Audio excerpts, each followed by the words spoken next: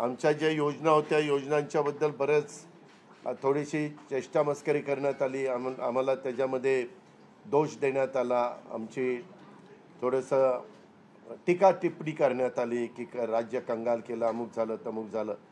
परंतु नंतर त्यांचे जाहीरनामे बाहेर आल्यानंतर आम्हाला ते दिसलं की हे काय चाललेलं आहे, कसं चाललेलं आहे, कुठलाही हिशोब न ठेवता अशा प्रकारचे जाहीरनामे बाहेर आले. आणि आपण सगळ्यांनी त्या ठिकाणी पाहिलं.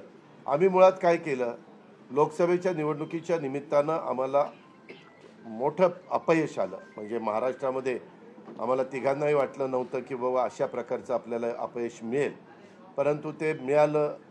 आम्ही ते मान्य केलं. त्याच्यातून आम्ही पुन्हा सावरण्याचा प्रयत्न केला. अर्थसंकल्प सादर करत असताना आम्ही सरकारमध्ये तिघांनी मिळून काही योजना जाहीर केल्या. त्या योजना इतक्या पॉप्युलर झाल्या, त्याच्यामध्ये लाडकी बहिणा म्हणजे गेम चेंजरच ती योजना झाली. अंडर करंट असा का बहिणींनी दाखवला की मी सगळे उताणे पडले, सगळे आडवे झाले. एक माझं स्वतःचं स्पष्ट मत आहे, प्रत्येकाची वेगवेगळी मतं असू शकतात. आणि उलट आमच्यावर आता जबाबदारी वाढलेली, कारण एवढ्या प्रचंड बहुमताने, म्हणजे मी तर जसा राजकारणात आलोय तसं 222 आणि 225 महायुतीला किंवा कुठल्याही आघाडीला महाराष्ट्रामध्ये तरी कधी असं यश मिळालेलं माझ्या तरी पाहण्यात नाही, माझ्या तरी ऐकवत नाही.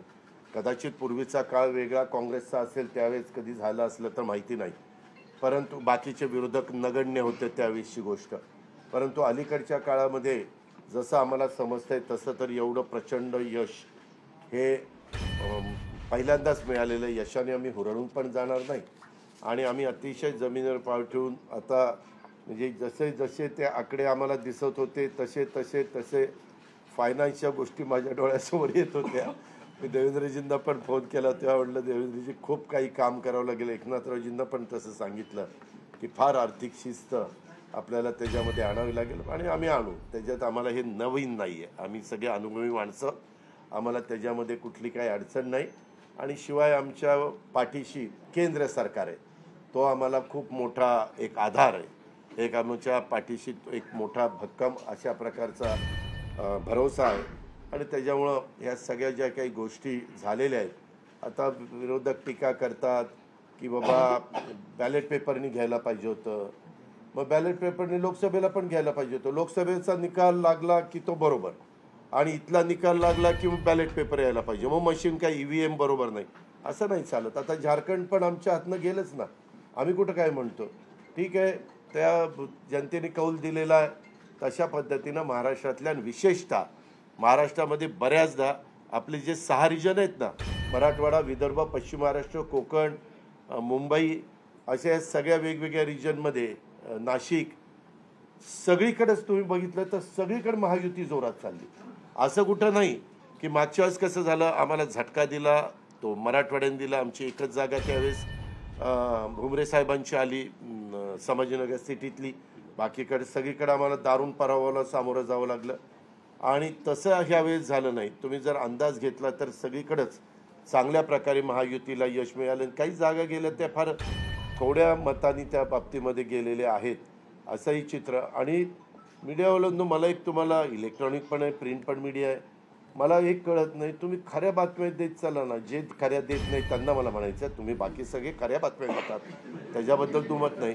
पण मी TV चालू केलं आणि अजित पवार पोस्टल बॅलेटमध्येच मागं. मी विचारतोय तिथं फोन करून, ते म्हणले नाही दादा आपण पुढं आहे. आता माझं लीड 1,02,000 मताधिक्य मी मिळवलंय, आणि खुशाल तुम्ही दाखवताय अजित पवार मागं, अजित पवार मागं.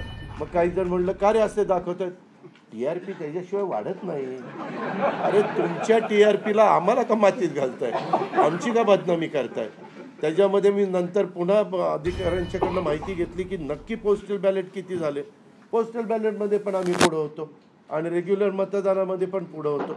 सांगायचं तात्पर्य की बाबा तुमच्यावर सगळ्या चॅनलवर जनतेचा एवढा विश्वास आहे, म्हणजे विश्वास नाही ते सकाळच्या 9 वाजताच्या भोंग्यावर विश्वास नाही, पण बाकीच्यांवर फार विश्वास आहे.